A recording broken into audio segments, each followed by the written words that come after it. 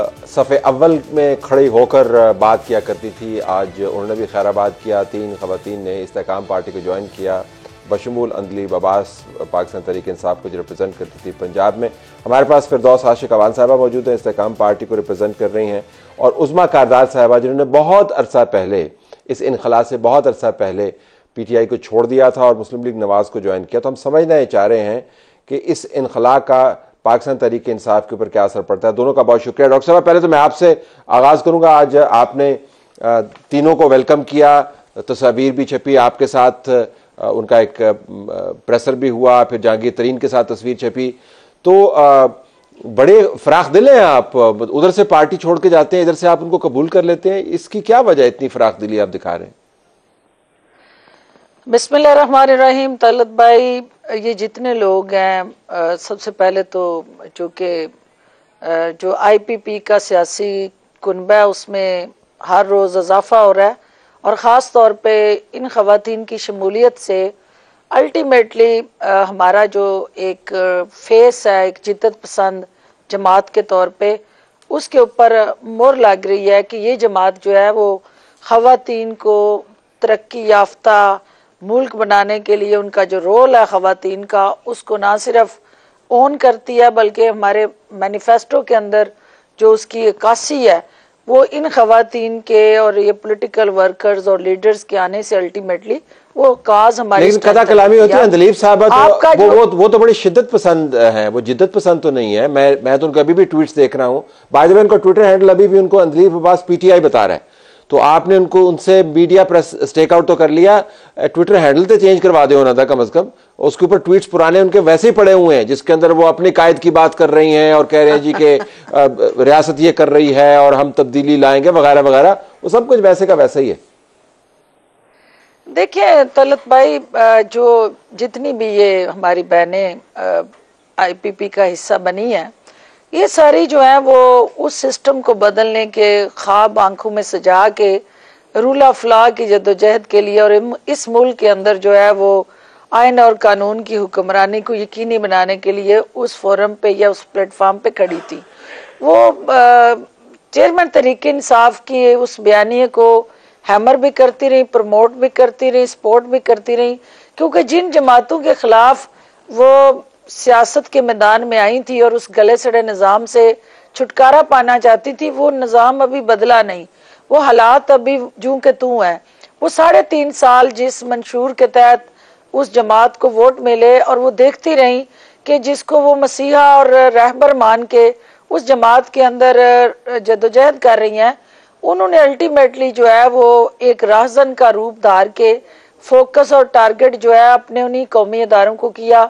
पाकिस्तान के उन शोहदा की बेहुरमती करके उन्होंने दिल आजारी की और पाकिस्तान। तो ये इन ख़वातीन ने आपको ये सारी बातें बताई हैं आज, या आप उनके बिहाफ पे हमें बता रही हैं? उन्होंने ये सारा कुछ उन्होंने कहा है आपको आज कि वो राहज़न बन गया जो रहबर था वगैरह वगैरह? कहा है, नहीं, प्रेस कॉन्फ्रेंस में भी ये कहा है, और वो ये बात हमारी उससे पहले भी डिस्कशन में रही है कि उन्होंने अपना बयानिया भी वही है, उनका टारगेट भी वही है, उनका फोकस भी वही है, जद्दोजहद भी उसी रूल ऑफ लॉ के लिए है। सिर्फ बदला है तो उनका प्लेटफॉर्म बदला है। अच्छा। सियासी मुखालिफिन भी वही है, इस गले सड़े सिस्टम से छुटकारे के लिए वो खान के साथ खड़ी हुई थी।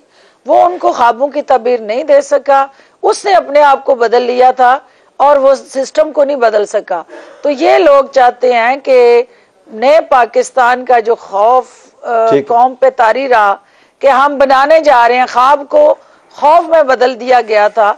आज वो डिजिटल पाकिस्तान का जो नारा इस्तेकाम पाकिस्तान प्लेटफॉर्म ही सिर्फ बदला है। वैसे खान इधर भी है, हमारे प्लेटफॉर्म इमरान खान से हटके जहांगीर खान तरीन के पास वो आ गए। But that's okay, let me hear Usma Kardar on this. Usma, ये इतना सिंपल है, हम यकीन कर लें कि उन्होंने प्लेटफॉर्म बदल लिया तो उनका नजरिया जो है वही का वही है। ये तो बहुत विशेष किस्म का एक प्रोपेगेंडा लेके चलने वाले लोग रहे हैं। मैं जरा आपके थॉट सुनना चाहता हूँ, गो अहेड।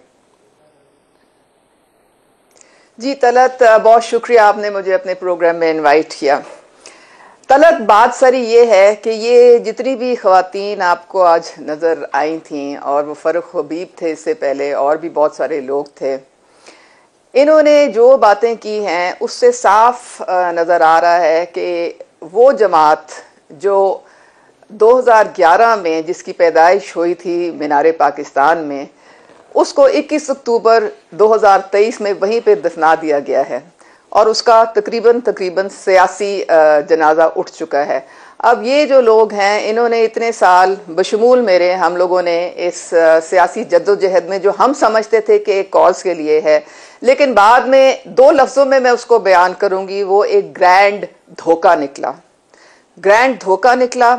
और वो इमरान खान जिसके साथ हमने जद्दोजहद की थी 2018 से पहले, जब वो प्राइम मिनिस्टर बने, तो मैं तो यकसर उस शख्स को पहचान ही ना पाई।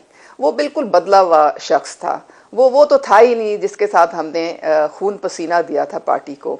अब ये जितने लोग छोड़ के जा रहे हैं, ये एक चार्ज शीट है जो कि इमरान खान, उनका चाहे उस नाम लें या ना लें, ये चार्ज शीट है, क्योंकि वो ना तो अपनी पार्टी को संभाल सके, ना अपनी मैनिफेस्टो को संभाल सके, और ना ही अपनी घरवाली को संभाल सके।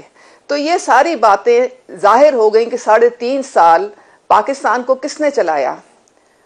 ऐसे मुर्शिद ने जिसके सामने इमरान खान को किसी और की बात ना सुनाई देती थी, ना दिखाई देती थी। उनकी जो सेंस ऑफ जजमेंट वो बिल्कुल जीरो हो चुकी थी।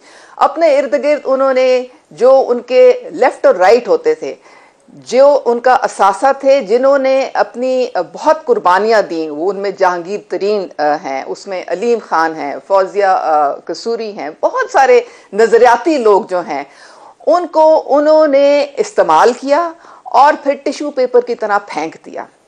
उनका क्या जुर्म था? आपको उनमें सारी बुराइयां क्या 2018 के बाद ही नजर आनी शुरू हो गई थी? और वो भी इसलिए क्योंकि आपकी जो बेगम साहिबा थी उनको नागवार गुजरते थे। अच्छा, अब इसमें जो उनकी बेगम साहिबा का यहाँ पे कोई नुमाइंदा को मौजूद नहीं है, तो मैं ज्यादा उनकी बेगम साहिबा के बारे में बात को तवालत नहीं देना चाहता, लेकिन मैं सिर्फ चलते चलते डॉक्टर साहब के पास जाने से पहले if I want to ask you this, कि अगर आप पर ये तमाम चीजें आया हो गई थी एंड यू लेफ्ट इट, और उसमें एक ऑडियो भी इन्वॉल्व थी, तो आपके ख्याल में बाकी तमाम खवातीन और मर्दों पर ये बातें खुलते खुलते इतना ही वक्त लगना चाहिए था, या अब उनको नजर आ रहा है कि पार्टी खत्म हो गई है, खान जेल के अंदर है, बाहर आने का कोई चांस नहीं है, लिहाजा पार्टी बदलो, और तो वो इस्तेकाम पार्टी में जा रहे हैं, इस्तेकाम पार्टी का दिल बड़ा है, उसने उनको अकोमोडेट कर लिया? जरा मैं आपके असेसमेंट लेना चाहता हूँ, फिर डॉक्टर साहब के पास जाता हूँ। इसमें तलत, ये आपकी बड़ी एक इम्पॉर्टेंट ऑब्जर्वेशन है और ये बड़ा वजन रखती है। देखें, मैंने नून लीग ज्वाइन की थी उस वक़्त जब इमरान खान का ज़माना अरूज पर था, और इस पार्टी को उस वक़्त 25 अरकान ने जो हमजा शबाज का जो साथ दिया था, उसमें बहुत सारे जहांगीर तरीन के भी लोग थे, अलीम खान साहब के भी लोग थे, और उस वक़्त नून लीग ने अपनी पूरी कमिटमेंट की थी, सबको पार्टी टिकट भी दिए थे, हम लोगों को बहुत इज्जत भी दी थी और अकोमोडेट भी किया था। उस वक़्त शामिल होना, उसकी वैल्यू और थी, और इस वक़्त अगर किसी और पार्टी में कोई जाता है तो उसकी वैल्यू और। जरा मैं डॉक्टर साहब पर इसी नुक्ते पे, डॉक्टर साहब, तो इस वक्त वैल्यू और है, इस वक्त लोग मजबूरी में छोड़ के जा रहे हैं, नजरियाती तब्दीली कोई नहीं आई। तलत, चूंकि उस्मा मेरी बहन है और ये उसी मुर्शद का सबसे पहला विक्टिम ये थी, और उसके बाद इसी की वजह से मैं विक्टिम थी, क्योंकि उस्मा की दोस्ती की वजह से, या मेरे साथ एक इज्जत एहतराम का रिश्ता था, और वो ये समझती थी कि ये वाई शुड आई फैसिलिटेट हर, और कहीं प्रेस कॉन्फ्रेंस में मेरे साथ ये नजर आ जाती तो मैं ज़ेरे ताब होती। बहरहाल वो किस्सा माजी है। जो बात आगे सोचने की है और देखने की है कि ये लोग जो सिस्टम के सताए हुए हैं, जो नस्ल दर नस्ल जमातों की मरूसी उस सियासत को खैराबाद कहना चाहते हैं, जो इस पाकिस्तान के अंदर इस गलीज और दलदल के अंदर धसा जो निज़ाम है उससे छुटकारा चाहते हैं, तो वो पहले भी इसी अज़म के साथ पीटीआई में गए थे कि हमने पाकिस्तान को बदलना है, हालात को बदलना है, निज़ाम को बदलना है, लेकिन बदकिस्मती से उनके ख्वाबों की वो ताबीर अधूरी रही। इस्तेकाम पाकिस्तान पार्टी उनको इसलिए वेलकम कर रही है कि ये सारे हमारे कोलीग हैं, ये सब जो है उस जदोजहद के अंदर शामिल रहे हैं, लेकिन आपको पता है कि जो लीडर होता है वो लीड करता है, ये हमारी बदनसीबी कह लें कि हमारे हिस्से में ऐसा लीडर आया कि जो खुद मुर्शद का फॉलोअर था और वो लीड करने की बजाय फॉलो कर रहा था। तो अब चूंकि एक नया प्लेटफॉर्म है, एक नया वल्वला, जोश, जज्बा और जुनून है।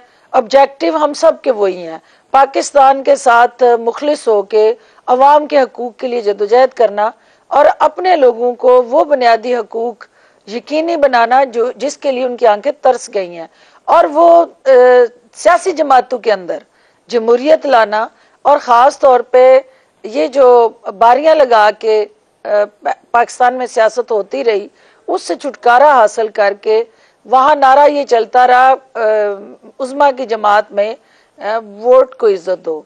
तो हम ये कहते हैं कि वोटर को इज्जत दो, वोट तो एक कागज का टुकड़ा है, तो वोटर को इज्जत दो का जो तरीकाकार है वो कैसे मुमकिन है कि आप उनके बुनियादी हकूक का तहफ़्फ़ुज़ करें। आप एक ऐसे पाकिस्तान में जहाँ पाकिस्तान तो के आप ये फरमा रही हैं कदा खिलाड़ी, आप ये फरमा रही हैं कि वो तमाम लोग जो इस तमाम फरसूदा बोसीदा निज़ाम का हिस्सा तवील अरसे से रहे हैं सिर्फ इस वजह से कि उन्होंने एक नई पार्टी के प्लेटफॉर्म को ज्वाइन कर लिया है या किसी और पार्टी को ज्वाइन कर लिया है, वो नए नवेले हो गए हैं, उनको कोई दोष नहीं दिया जा सकता, सारा कसूर जो है वो एक बंदे का था या 3 बंदों का था, वो तो बिल्कुल मासूम थे। मतलब इतने लोग आपको देख रहे हैं, ये कितने लोग आपकी बात पे यकीन करेंगे डॉक्टर साहबा? देखिए तलत बात ये नहीं है, हमेशा जो होता है कोई भी जमात होती है, कोई टीम होती है। अब आप देख रहे हैं पाकिस्तान की क्रिकेट टीम का जो इस वक्त बुरकस बना हुआ है, जो इस वक्त जो है वही बॉलर हैं, वही खिलाड़ी हैं, वही बैट्समैन है, वही फील्डर है, लेकिन लीडरशिप का फुकदान है। अगर लीडरशिप जो है वो टीम को जेल करके इकट्ठा करके काज के लिए उनके अंदर वो जज्बा ले आती है तो वो जैसी भी टीम हो वो मैदान में परफॉर्म करती है। यहाँ मसला ये था कि टीम तो एग्जिस्ट करती थी लेकिन टीम का कैप्टन जो था वो उस सियासत की अलबे से वाकिफ था। वो ना वाकिफ होने की वजह से सियासी वजादारी, रख रखाव और जो रवायात थी उनका फॉलोअर नहीं था। वो एक इंतहा पसंद इंतशार से जुड़ी जो सियासत थी उसने इस पाकिस्तान को पोलराइज कर दिया। तो आपके पास आज हमारी आपकी क़यादत मुनज़्ज़म है, आप दूसरे जो लोग मौजूद हैं उनके जरिए आप वो तमाम ख्वाब जो हैं जो पूरे नहीं हुए उनको दोबारा से उनकी ताबीर चाहते हैं। जरा उज़्मा से टुवर्ड्स द एंड में हम ये कहते हैं कि जो नामुकम्मल एजेंडा था, नामुकम्मल एजेंडा क्या था कि पाकिस्तान को इस वक्त जो उसकी बुनियादी जरूरियात हैं उनको कैसे स्ट्रेंथन करना है। हमने एक कौम को इकट्ठा करना है, यकजा करना है। डॉक्टर साहब नामुकम्मल एजेंडा ये था कि नवाज शरीफ को फारिग करना है, आसिफ अली जरदारी को फारिग करना है और इमरान खान उनकी जमात को 10 साल रखना है, ये नामुकम्मल एजेंडा था। ऐसा नहीं है, तो ऐसे ही एजेंडा नहीं है। मैं आपको बता रहा हूँ, मैं आपको जगह बता देता हूँ, मैं मीटिंग्स वाले रूम बता देता हूँ जहाँ पे एजेंडा तय हुआ था। डॉक्टर साहब एजेंडा यही था। वो जहाँ पे भी उनकी हमारा जो इस वक्त फोकस है, प्रायोरिटीज हैं, वो नंबर 1 ये है कि सियासत के अंदर हर शख्स को ये हक हासिल होना चाहिए कि वो सियासत करे।